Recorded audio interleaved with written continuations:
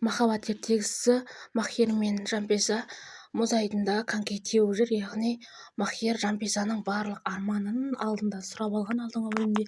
Сол жайлы бұл жерде керемет қыдырып жүр. Жанпиза өте арық болғаннан кейін бе қалың камаш кесе қайтеді екен деп қоясың ғой.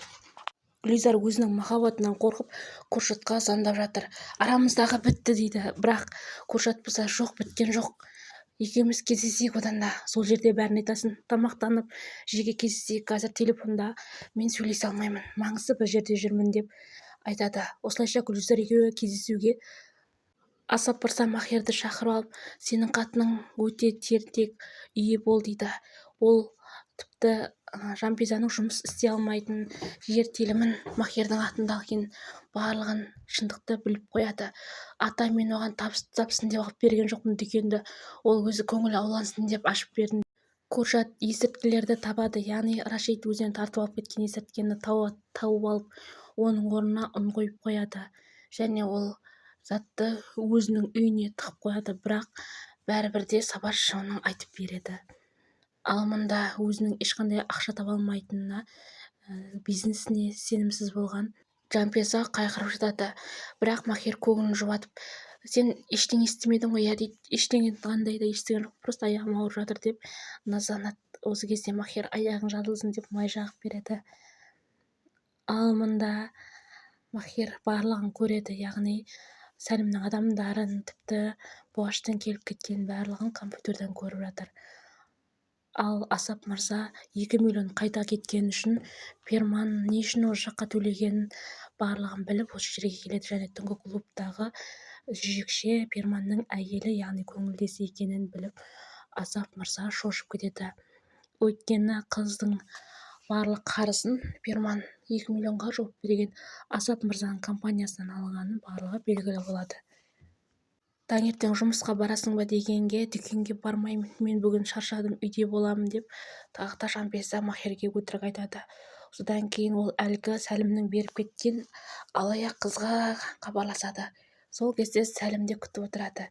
Сәлім әлі бөбе сияқты, бойы өспеген, қалайда Жанпизаның арасына от салу деген сияқты. Осылай бір қызды жалдап, арнайы сөйлестіріп кездесуге шақырады.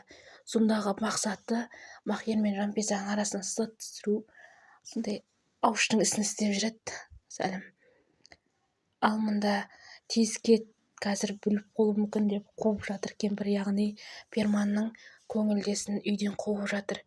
Бірақ Перман кетпейді, ол кетпейді деп қайтадан киімдерді шашып жатады. Ол кетсе мен өлемін дейді. Осы кезде Асап мырза келіп Перманның бетінен шапалақпен тартып жібереді. Оңбаған тәрбиес, мен сені осылай тәрбиеледім бе дейді. Кетсін бұл әйел деп үйден қуады. Сол кезде Перманда мен де кетемін дейді, өлемін дейді, өлсең дәл қазір өле қал деп Асап төре қатты ашуланады.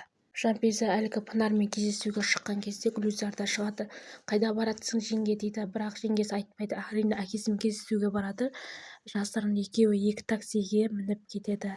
Бірақ екеуі де бір кафеде кездеседі. Махир болса Жанпизаның тағы да өтірік айтып жүргеніне алаңдайды. Енді мен ол қызды қалай қорғаймын? Сәбет айтшы, не істеймін? Камера қойсам да ол қыз тағы да бірдеңені бүлдіріп жүр дейді. Осы кезде Жанпиза үлкен мейрамханада күтіп отырған кезде әкесі мен Гүлизардың қол ұстасып жас ғашықтар секілді келе жатқанын көріп шок болады. Бірақ Жанпизаның отырған жерін Махир де біледі, өткен Сәлім деген есуас оған сурет жіберді. Тағы да Жанпиза дейді. Ал мұнда әкесі Гүлизармен қол ұстасып кел отыр дейді. Қасына тағы да барғалы жатқан кезде Сәлім деген есуас келіп қалады. Алайда Гүлизар ол кезде әкесімен сөйлесіп үлгереді. Біздің арамызда барлығы бітті, енді біз кездесе алмаймыз, осымен бітті дейді. Осы кезде Махир де жетіп келеді. Сол кездері Сәлім оның қасында ұстап отыр. Жанпиза дереу қолын тартып алып, енді не істеймін, Махир деп таңқалып қалады. Махир болса ашуланып, қазір мен оны өлтіремін дейді. Осы кезде Куршат та басқасы да бәрі тоқтат деп Махирді алып қалады. Ал мұнда Асап мырза әлгі әпсананы қуады. Тек сіздер ешкім көрмей тұрғандай кетіңдер, құрыңдар, енді үйіме келуші болмаңдар деп Перманды да қуады. Ал мұнда Куршат пен Гүлизарды тіпті Махир, Жанпиза барлығы бір-бірімен ұрсып жатыр. Сен неге айтпадың? Сен әкем мен Гүлзар жеңгемнің арасында білсең, неге жасырдың дейді. Ал мында Куршат, сен қыз неге күйеуіңе айтпадың деп ұрсып жатыр. Осы кезде Рашид келеді. Рашид, заттарым қайда? Қап, оңбаған. Куршат алып кетті дейді. Сабаш барлығын біледі екен, тіпті заттың да лорд мырзаның кім екенін де. Егер шартым бар, лорд мырзаның кім екенін айтсам, сен маған Жанпизаны қайтаратын бол деп шартқа. Яғни бұл да Жанпиза үшін алаң тірі қалай жұмыс жасап жүр екен. Сонымен Махирді өлтіретін Рашид жоспар құратын болды. Ал мында әлі де сене алмай жатыр. Сен неге менің айтқанымды қылмайсың? Сен неге менен тағы да құпия жасырасың деп осылайша екеуі тағы да ұрсып қалады. Ал мында Рашид келісімге келеді. Мен енді өлім жоспарын құрамын. Махир енді өлу керек. Не Махир, не мен. Екеуміздің біреуіміз өлеміз дейді. Ал Сабаш болса қуанады. Өйткені Жанпиза өзінде қалады. Сол үшін де қатты қуанады. Теңгі бөлімі одан да қызық, сондықтан да лайк басып тіркеліп кетіңіздер.